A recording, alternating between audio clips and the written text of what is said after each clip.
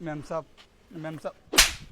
अबे ओए भिखारी, तेरी हिम्मत कैसे हुई मुझे टच करने की? मैम साहब मुझे ना बहुत तेज भूख लग रही है और कल से ना मैंने कुछ भी नहीं खाया है।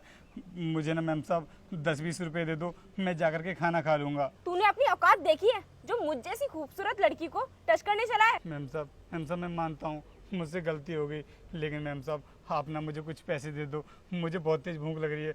दे दो ना मैम साहब कुछ पैसे। मैं इतने दिनों से नौकरी के लिए ट्राई कर रही हूँ, लेकिन अभी तक मुझे नौकरी नहीं मिली है। ऐसे तैसे आज मैं इंटरव्यू देने के लिए जा रही हूँ और तूने मुझे यहाँ पर रोक लिया। क्या मैम साहब आप इस कंपनी में इंटरव्यू देने के लिए जा रही हो? मैम साहब मैं ना भगवान से प्रार्थना करूंगा कि आपकी नौकरी लग जाए, लेकिन मैम साहब आप ना मुझे कुछ पैसे दे दो। हाँ, तेरे कहने से मुझे इस कंपनी में नौकरी मिलेगी? बोल तो ऐसे रहा है जैसे इस कंपनी का मालिक तू ही हो। मैम साहब अगर आज आप मुझको पैसे दे दोगी ना तो एक गरीब की दुआ लगेगी और पक्का आपको नौकरी मिल जाएगी। पैसे ऐंठने का बहुत अच्छा तरीका ढूंढा है तूने। तुम जैसे गरीबों को ना मैं बहुत अच्छी तरीके से जानती हूँ। अब फालतू में मेरा टाइम वेस्ट मत कर, मुझे जाने दे।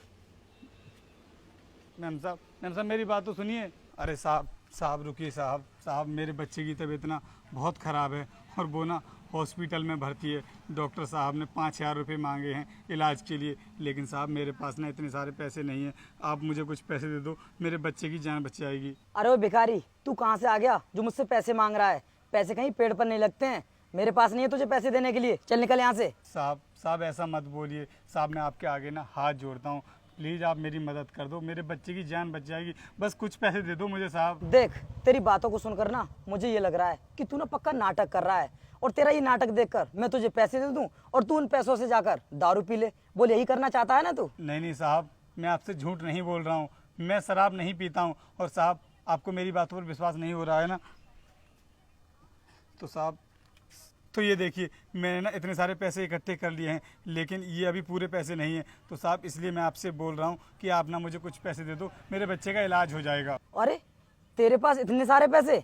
मुझे पक्का यकीन है तूने ये पैसे ना किसी की चोरी किए होंगे। चल मुझे दे। अरे साहब ये क्या कर रहे हैं आप? साहब मैंने ये पैसे किसी की चोरी नहीं किए हैं साहब मैंने लोगों से मांगे हैं, तब जाकर के मैं इतने सारे पैसे इकट्ठे कर पाया हूँ। साहब मेरे पैसे मुझे वापस कर दो साहब। झूठ मत बोल, ये पैसे तूने जरूर किसी की चोरी किए हैं, इसीलिए तेरे पास हैं। और बहाने मत बना, मैं तेरी एक भी बात नहीं सुनूंगा। और ये सभी पैसे ना अब तुझे नहीं मिलने वाले। तूने मुझे इंटरव्यू के लिए लेट कर दिया, अब मैं जा रहा हूँ, निकल यहाँ से। साहब ऐसा मत करो साहब मेरे पैसे वापस कर दो। अरे रुकिए साहब मैंने ना कल से कुछ भी नहीं खाया है, आप मुझे ना चलकर खाना खिलवा दीजिए, पास में ही ठेला है, मेरे पास ना पैसे नहीं है खाना खाने के लिए। अरे भैया, आप इतने अच्छे खासे हो, आप भीख क्यों मांगते हो? अरे अपना पेट भरने के लिए कुछ काम भी तो कर सकते हो। साहब मैं काम तो करना चाहता हूँ, लेकिन मुझे ना कोई काम नहीं मिल रहा है। अभी ना आप मुझे खाना खिलवा दो, क्योंकि मुझे ना बहुत तेज भूख लग रही है, क्योंकि भूख की वजह से ना मेरे पेट में दर्द भी हो रहा है। भैया मैं इंटरव्यू देने के लिए जा रहा हूँ, अगर मैं तुम्हें खाना खिलवाने के लिए लेकर गया तो मैं इंटरव्यू के लिए लेट हो जाऊँगा, इसलिए मैं तुम्हें कुछ पैसे दे देता हूँ, खुद जाकर खाना खा लेना। ये लो कुछ पैसे, और भैया कुछ काम धंधा कर लेना जिससे कि लोगों से भीख मांगनी ना पड़े। ठीक है साहब आपका बहुत बहुत धन्यवाद।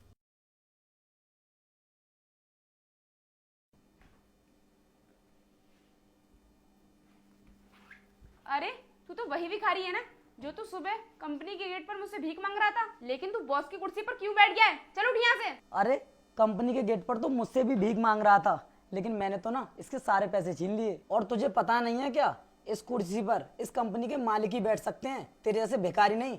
चुपचाप उठ जा यहाँ से, अगर उन्होंने तुझे इस कुर्सी पर बैठे हुए देख लिया ना तो तुझे धक्के मार के कंपनी से बाहर निकाल देंगे। बकवास बंद करो तुम दोनों अपनी।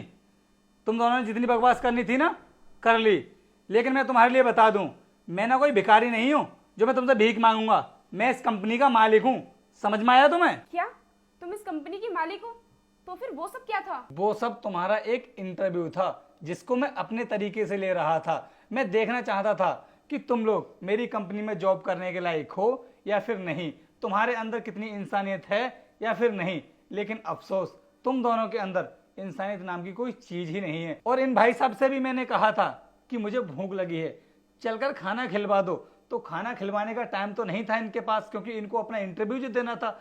इन भाई साहब ने मुझे 100 रुपए का नोट दिया कि जाकर के मैं खाना खा लूं। अब इसी से पता चलता है कि इनके अंदर कितनी इंसानियत है। तो मैं भी यही चाहता हूं कि मेरी कंपनी में ऐसे लोग जॉब करें जिनके अंदर इंसानियत हो। तुम्हारे ऐसे लोग नहीं जो 10-20 रुपए देने की जगह दूसरों का अपमान करते हो। इसलिए मेरा टाइम वेस्ट मत करो और अभी कभी मेरी कंपनी से बाहर हो जाओ। और हाँ भाई साहब, मैंने तुम्हें अपनी कंपनी का मैनेजर सिलेक्ट कर लिया है, तो तुम कल से जॉब पर आ सकते हो और अपना काम पूरी ईमानदारी के साथ में करना।